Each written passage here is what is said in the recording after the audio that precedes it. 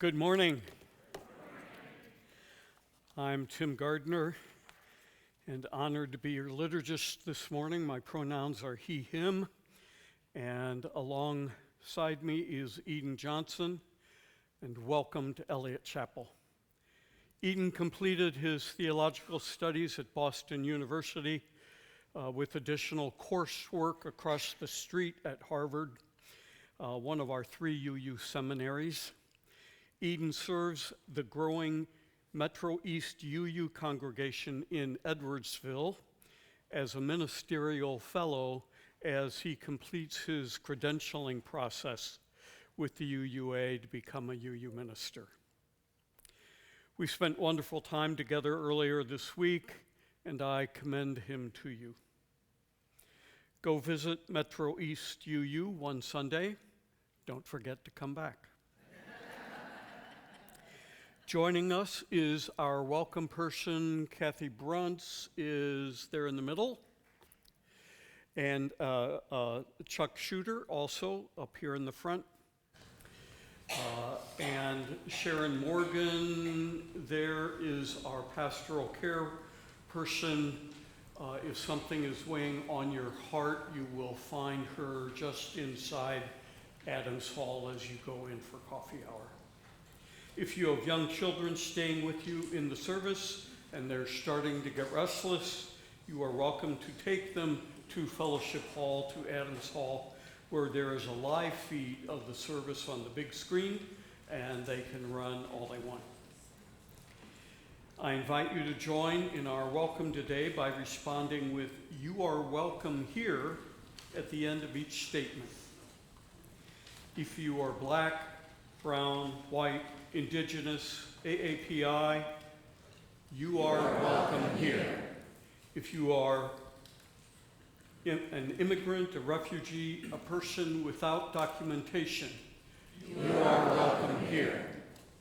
If you believe in God all of the time, some of the time, or none of the time, you are welcome here.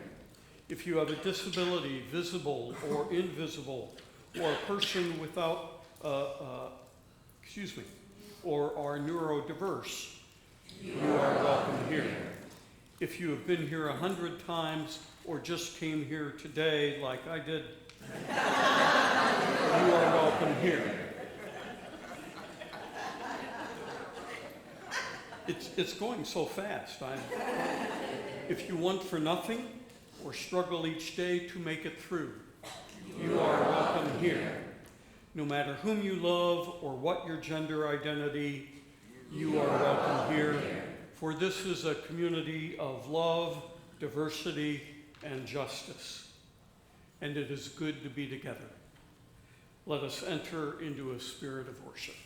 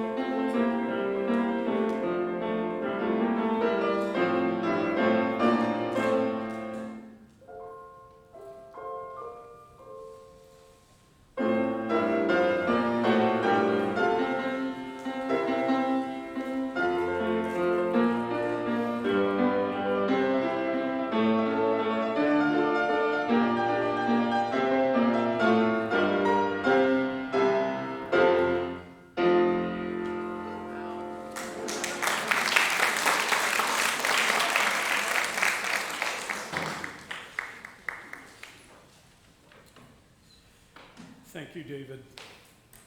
You are amazing. Our symbol is the flaming chalice with the bowl representing the beloved community, and the spark, the flame, the spark of the divine that burns in each of us. As we light this chalice, may we find an inner peace as we center love in all our goings forth. Amen. Please rise in body or in spirit for our opening hymn, number 36 in your hymnal, and on the screen, Morning Has Broken. 36. And remain standing for our congregational covenant. 38. 38. This typo, sorry.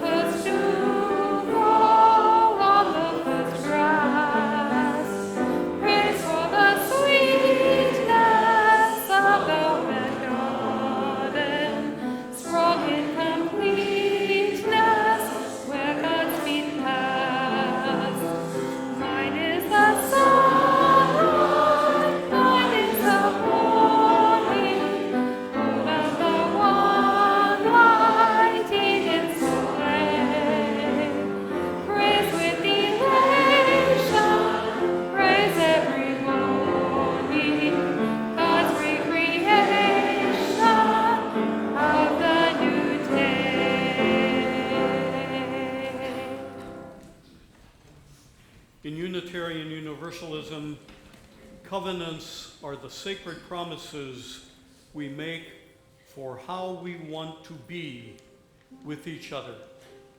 Please join me in speaking our congregational covenant. As a free congregation, we promise to one another our mutual trust and support. To create the beloved community, we promise to be kinder to each other than we have to be, to listen fully to each other with an open mind and heart, to speak responsibly and respectfully, and to find ways to improve our church for all members and friends. Please be seated.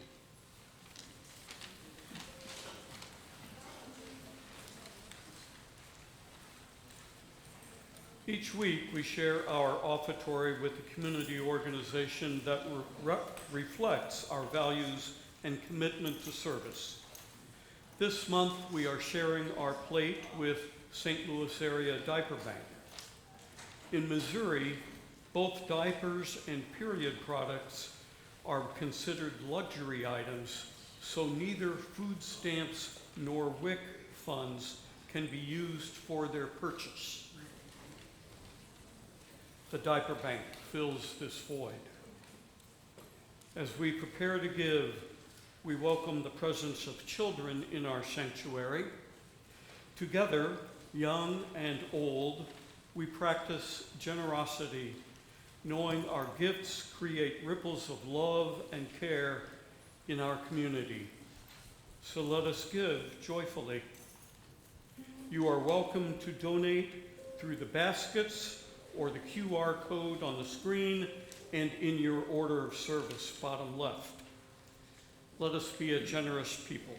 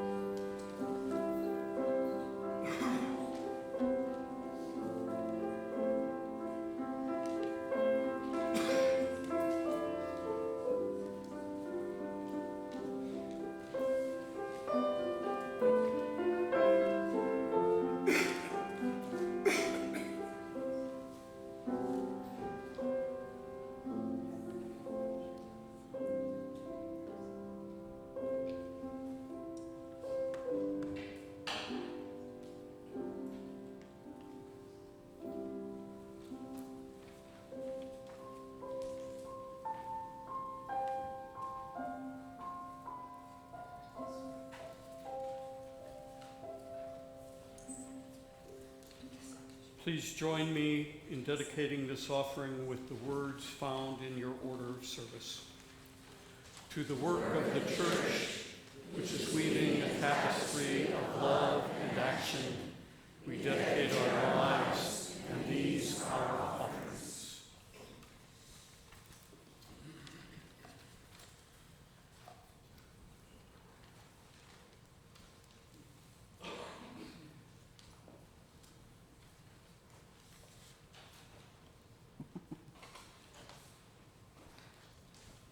Now is the time for our wisdom story.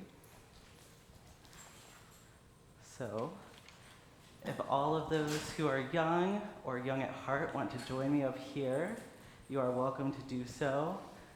I won't look if you are still making a decision about that.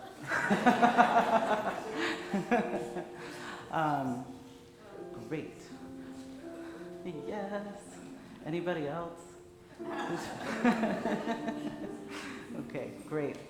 So, this morning,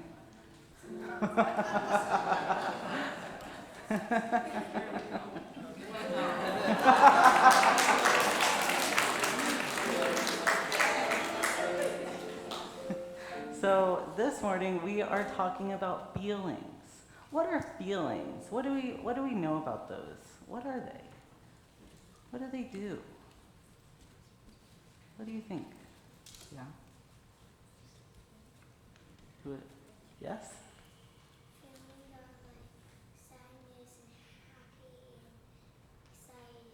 Yeah, happy and sad and excited. They're the names that we feel in our bodies when we feel maybe giddy or maybe we feel sad. And I was wondering if we could maybe together show what it feels like to feel some feelings. I know that this, to be a human, to be a kid, it takes a lot of energy to be here and to know what we feel in our bodies. And so, can you show me what it looks like to be mad? What does that look like? Yeah, I see some huffing, maybe some feet stomping. Can we, everyone, stomp a little bit? Maybe hold your fists. Remember what it's like to be angry. Feel part of your body. And what's another thing? What is happiness? What does that look? I see some smiles. Maybe we feel it's kind of energetic too. You know, it's not maybe stompy, but maybe kind of like excited. Yeah, like this. And what's one more thing? What's one more emotion do we remember? Scared. Scared. What does that look like? We might hide. Yeah, might want to be away. Oh, that's so good. Well, today I wanted to reflect a little bit about our feelings because, you know, Mr. Rogers. Do you know Mr. Rogers? Yes, some of you. So he was, if you don't know, was a Presbyterian minister ordained to the work of Mr. Rogers to be that kind guy with the best. And when he was on the floor of Congress, he spoke the lyrics of his song to get funding for the public broadcasting system, which is PBS. He said, "What do you do with the mad that you feel? When you feel so mad you could bite, when the whole world seems so wrong, and nothing you do seems right. What do you do? Do you punch a bag? Do you pound some clay or some dough? Do you round up your friends for a game of tag or see how fast you can go? It's great to be able to stop when you've planned a thing that's wrong and be able to do something else instead and think of this song. I can stop when I want. I can stop when I wish. I can stop, stop, stop anytime. And what a good feeling to feel like this and to know that the feeling is really mine. Know that there's something deep inside that helps us become what we can. For a girl can someday be a woman, and a boy can someday be a man. And we can forgive him for his binary song, where a child can become a full human, right? And so the wisdom of Mr. Rogers helps us know that our feelings are okay. They happen. And we can make decisions that maybe we do feel stompy, but we're not stomping our friends, right? So next time that you feel overwhelmed or happy, maybe you are able to connect with some other friends and share that happiness and share that connection. So yeah, with that, we're done. Celebration.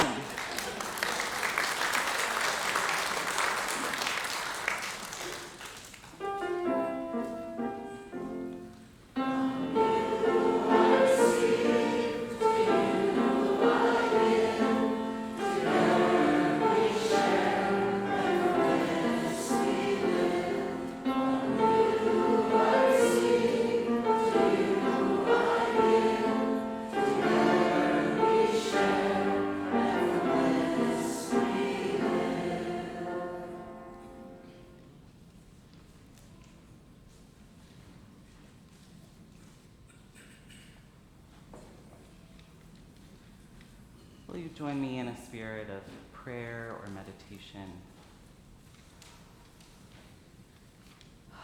Spirit of integration, give us the courage to look within and to let go of our stories rooted in fear, so we can see we are the ones we've been waiting for all this time.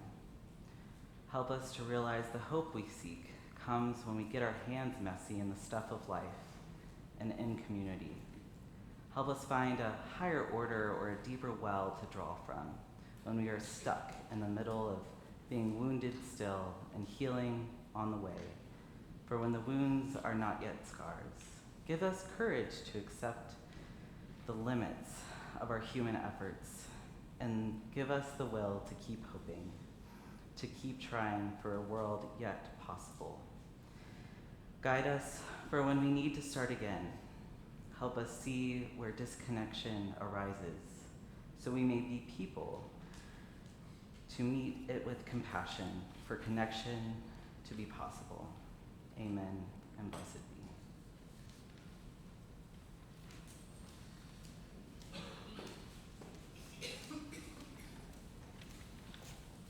Please join me in our meditative hymn. Number 1031 in your Teal hymnal and on the screen, Filled with Loving Kindness.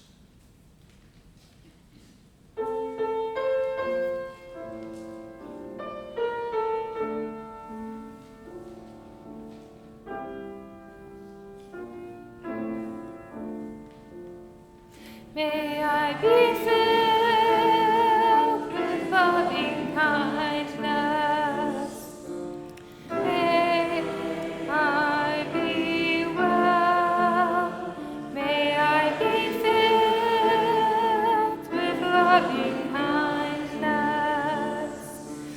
May I be well. May I be peaceful and at ease.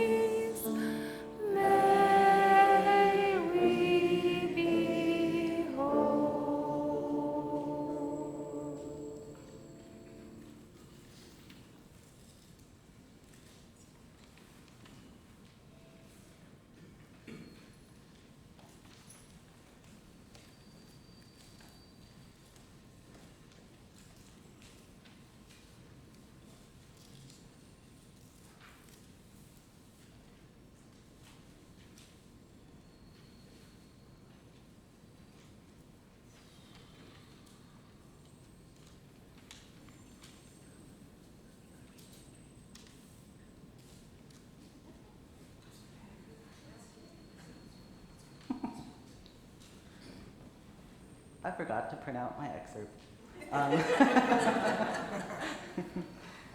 So,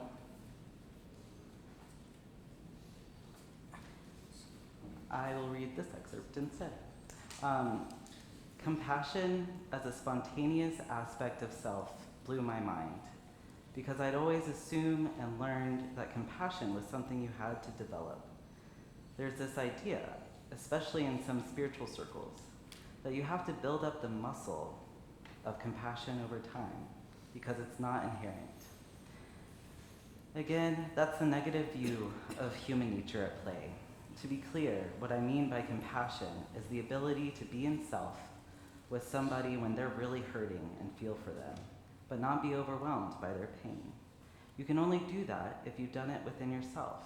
That is, if you can be with your own desperate parts without blending and being overwhelmed by them, and instead show them compassion and help them, then you can do the same for someone in pain who's sitting across from you.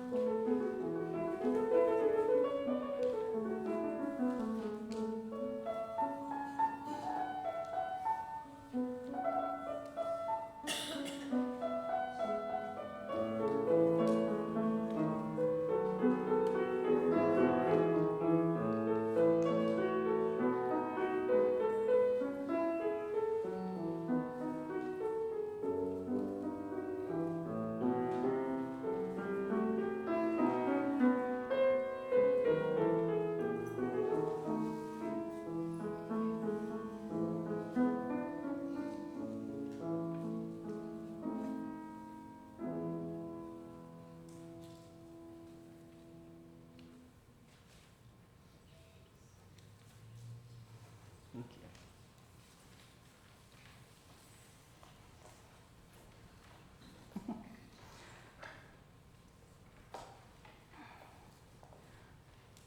So I remember in 3rd grade when we would chant, boys go to Jupiter to get more stupider, and girls would go to college to get more knowledge. And then the boys would say, girls go to Jupiter to get more stupider, and boys go to college to get more knowledge. The indoctrination for gender violence starts young, doesn't it? My partner and I moved into a new apartment on Friday to be closer to friends, and my friend's daughter came up to us and asked, "Why do you live together?" And she's 5, and she said, "Because you're both boys." My friend rushes over. She's like, "I thought I taught her different." I'm so sorry. But no, she came over, and my partner said, "Well,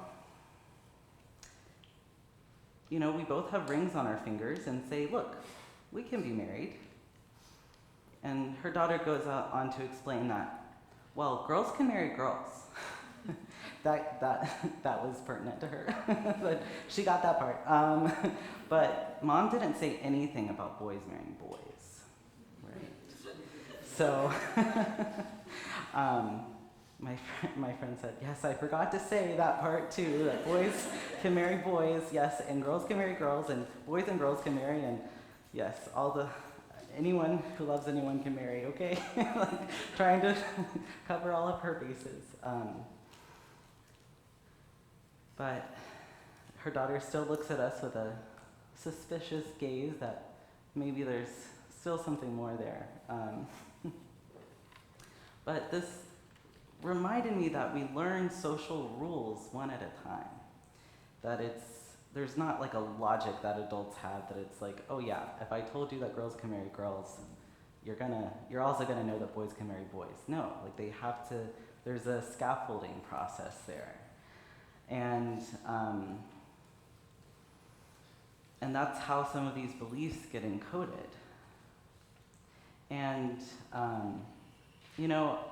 I bring both of these examples of the schoolyard chants and this example to show parenting is the work of shaping the world we see as children happens both at the society level and at the interpersonal level. I wanted to bring this tradition of reparenting. It's a way. It's a therapeutic lens, but it's also a spiritual path. I think I believe that it's the practice of giving yourself what you didn't receive as a child. It's a meditative experience, checking in on the emotional body, like we did earlier, and I was handed down this practice of reparenting in the world of 12-step recovery spirituality with my sponsor. But there is an open tradition or therapeutic side of this work can be found in the work of therapist and author Richard Schwartz, who coined the term internal family systems, or IFS. His fascination with systems theories started to overlap with his therapeutic approach when he saw how his clients dealt with traumatic experiences, like a system. He is where the quote earlier in my excerpt came from. I forgot to say that part, but now you know. And this birthed the realization of how people manage their inner life to please not only the external people, but also the internal parts of oneself. He developed the idea that contradicts the idea of the monomind, or the outdated belief that our thoughts and feelings originate from a single unified self. IFS instead suggests we are a core self with many parts. The parts are created when the information coming at the system is too big to process at the moment it occurs. An example of how this works, if we revisit the moment with my friend's daughter, and maybe you go ahead and think about the messages you heard about who could marry who and what types of people might deviate from that norm, and notice what comes up for you. And what if we never had that conversation? What if my friend's daughter never asked, but always felt something off? And I wonder, in a lived world where boys could only marry girls and girls could marry anyone they wanted, interesting how worlds work. But if we apply this to maybe a queer kid, or who grows up only hearing about straight desire, that kid is going to have to learn another way eventually. The quiet dissonance they might feel when their straight friends talk about the person they like and how maybe they've made something up to fit in. The violence inside of oneself as it happens time after time. Trying to assimilate and deal with the internal confusion. That is where a part is created. That part that manages the true desire and the reality that the queer desire cannot fit in with their friends. The true self now is an enemy to suppress. So reparenting is the act of giving our inner children the nurturance they didn't receive. So as you think about a time when you felt left out, I will speak in this example of connecting to this spontaneous compassion. But you might find your own words as well. It might look like saying, I'm sorry you didn't feel like you could be yourself with your friends. And no one talked to you about queer desire. That experience sounds really confusing because you didn't have the right words or the feeling of safety to express it. I wish someone in your life would have talked to you about this and how normal it is. It's okay to be angry or cry a little bit. I'm here for you. This inner child might feel relaxed and maybe open to hearing more, but maybe still suspicious. Over time, this part might figure out that they would like to be in charge of reminding the system when they are not being authentic and falling into people-pleasing. It can find a new role in the system instead of suppressing, instead of being something to fear or risk belonging.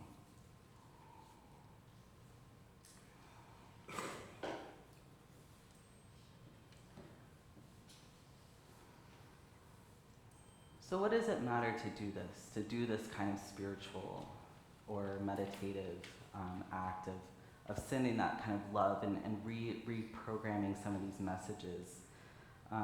As a spiritual director with a certificate in politicized healing, I learned that the personal is the political, meaning we are all part of a system, a society. Like the inner world is a self with branches, so is society.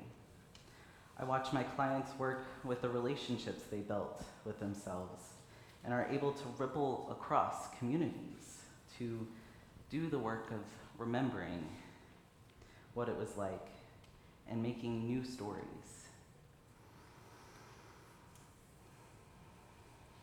Because really, it is working with how to accurately respond to pain, right? That pain of disconnection, that pain of not belonging, will I fit in? And what happens when I started to do this work? It really became a practice of asking the question, not where am I broken, but what is love? What does it mean to love in this situation? What does it mean to love my neighbor as myself? What does it mean to watch compassion spontaneously arise within myself and work with it so its nature becomes my nature? And as I read earlier, Richard Schwartz writes about this compassion he witnessed when his clients would speak from a loving place to their parts, right? And he said this compassion is spontaneous because over and over in his clients, he would see this compassion arise when there was not that fear and that blending, but to see is, oh, this is an inner child. This is a small part of me who got lost somewhere. And it happened systematically, that this compassion was a part of the inherent, was not something learned, but was actually accessible. And in that way, part of my excerpt that I would have printed out is that it is hard to be at war with another when you are not at war with yourself. It is hard to be at peace with another if you are at war with yourself. That peace is found in that presence within. That is the actual grounding of a common humanity, that's a common thing. And it can find a new way to be found again. That it's not, you're right and I'm wrong, but where is the common ground? Where is the compassion? You know, I started this by commenting on how young we are when we're indoctrinated into this ethic of gender-based belonging based on violence to the other. As a trans person, I had to do the work of reparenting. So I was able to properly heal the desperate parts of me who needed to come home to myself. While spending time in meditation with my parts, I saw this wild boy who looks something like myself today. And he was peeking out from under a tree, standing unkempt. Been there a long time. Like we were standing together in the Garden of Eden, where human and God walked together. He started to walk towards me over time. I went back again and again in meditation to this forest, to this garden, to come see him when he was ready to come out. I told him he wasn't a mistake. He didn't have to be beautiful. He could be innocent and primitive. That he didn't belong alone in the forest. He could come out and play. He was afraid to upset the part of me who is my mother's daughter. The one who wore all of those uncomfortable dresses and the stockings to Sunday church. And who learned to make her parents proud at church by doing those things, that she mattered in that way. She learned that her comfort was not as important as others' desires for her to look a certain way. My wild boy came to teach her that her worth was not tied to how she looked. She allowed him to shape her hair. She found so much worth in being on Mom's team and wondered if she was betraying everyone if she allowed this boy to run rampant around her house. Wild Boy told her that he would protect her on the outside now. People would only see him, but it was so that she could do her work of being soft and kind and connected to spirit, that she didn't have to put on a show anymore, that she could be who she was with a protection of masculinity around her. And she could also find a role because he didn't know how to dress. He had been in that garden a while, and she picked out boy clothes for him. She made room in her closet for him. Reparenting helped me facilitate a connection between these enemies that a culture taught me to be at war with. Because for them to figure out their roles together, instead of taking over, was peace, was cooperation, was compassion. For her to teach him that being a man did not mean being tough, but to be sensitive. It's actually a gift. To be in the body was a gift that she was giving. To be on the outside, to no longer be behind that tree. And it took time for them to trust each other. Another way that this has worked its way out in its plurality is when I graduated seminary, I went in sort of evangelical and very Christian. And I came out and I wondered, what am I going to do? I don't believe anything anymore. And in that way, I had to still honor the parts of me who did believe. Because they're not in some past. I didn't want to create another barrier for which I will have to make peace again. I wanted them to know that they had a place here. So my Christian parts are welcome. They can pray. And my atheist parts are also welcome. I meditate on their behalf, right? It's a plurality, and it's understanding that there is no way outside of this place, that there is not a place that I'm not willing to go in meditation and in presence to feel what they feel. There's a courage, there's a grit to doing this kind of work. Because I want to just be one part. I just want to not believe anything and to throw away all the books. And then there's also the parts of me who just wants to keep studying and just wants to know more. Why do these people believe this thing? I'm curious. I'm earnest because I think I also believe that we're all connected somehow. And I don't want to run either part out of the house. That there is room enough, there is plurality enough here, that it's okay. Because the truth is, there is always going to be the part of me who is still on that pew believing those things about that God. And if I say, no, there's nothing in there, there's nothing up there, to that part who still is believing in that God, who thinks they are going to hell, that's not a way for peace to happen. But if I come and sit next to them in the pew and say, hey, I'm just going to sit here until you're ready, because I know that this is important to you. All of your adults taught you that this was important. That it was important to believe a certain thing.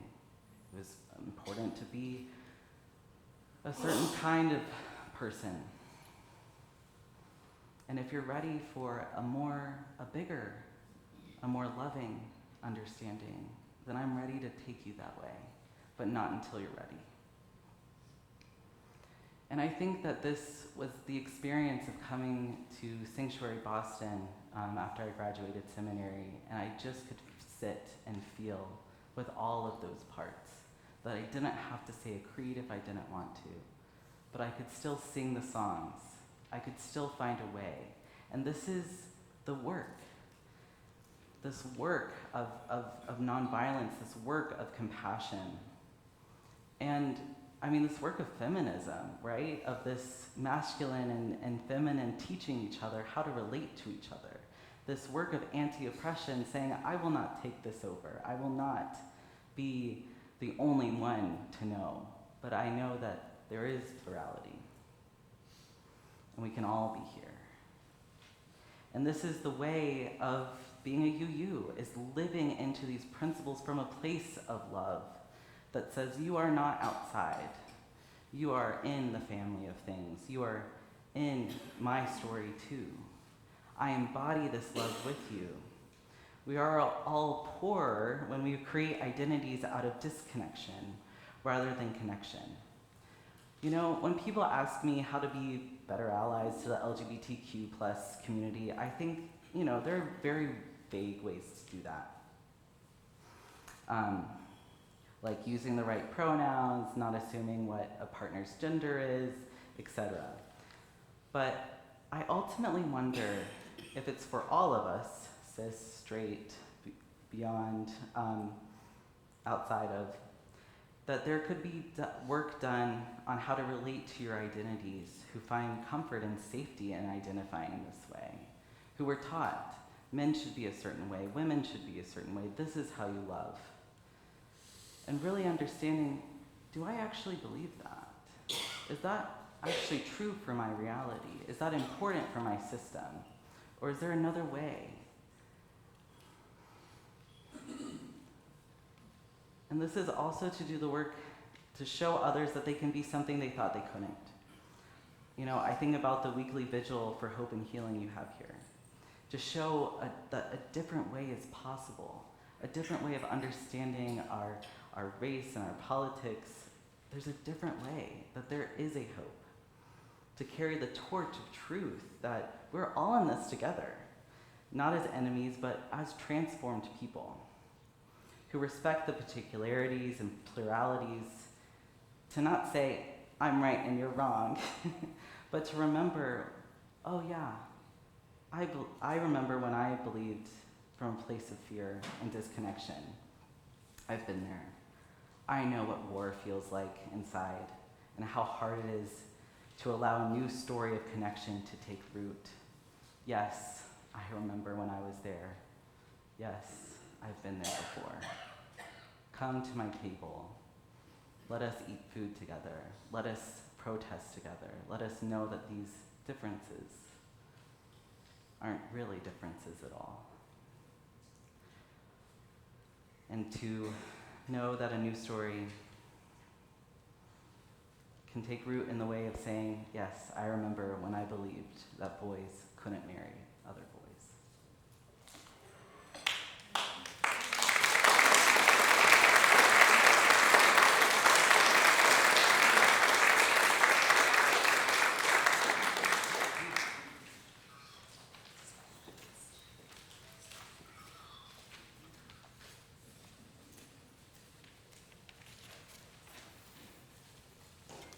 Rise as you do as we join in our closing hymn, number 1014, and your teal hymnal, 1014, or on the screen.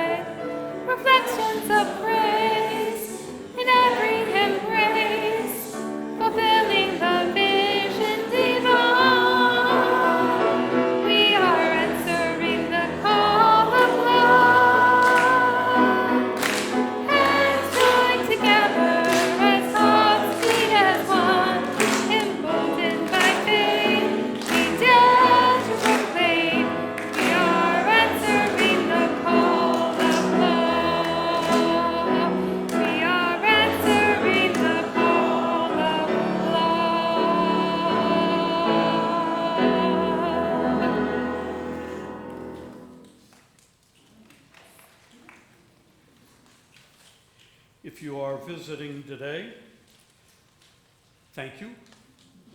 Please join us for coffee hour in Fellowship Hall. Is it now formally Fellowship Hall rather than Adams Hall? Don't look at me.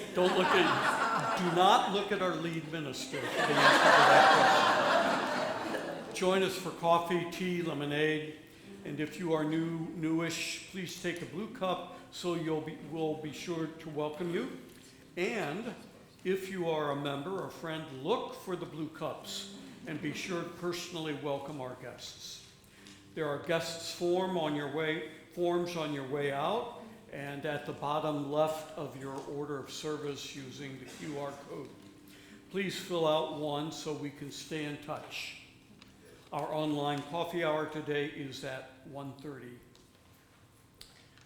Personal request.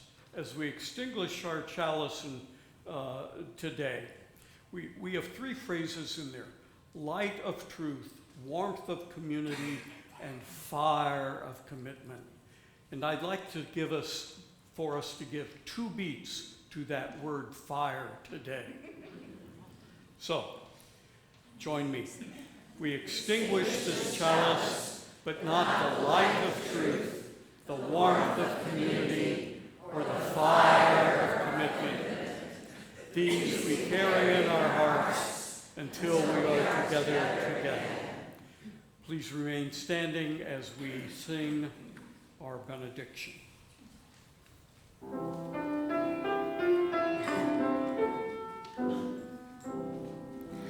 We will keep a place for you wherever you may go.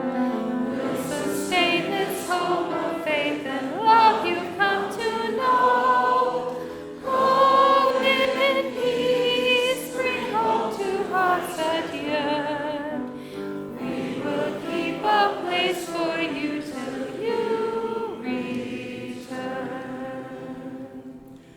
now, may the spirit of life hold you, may love bless you, and may joy find a place in your days. Go in peace.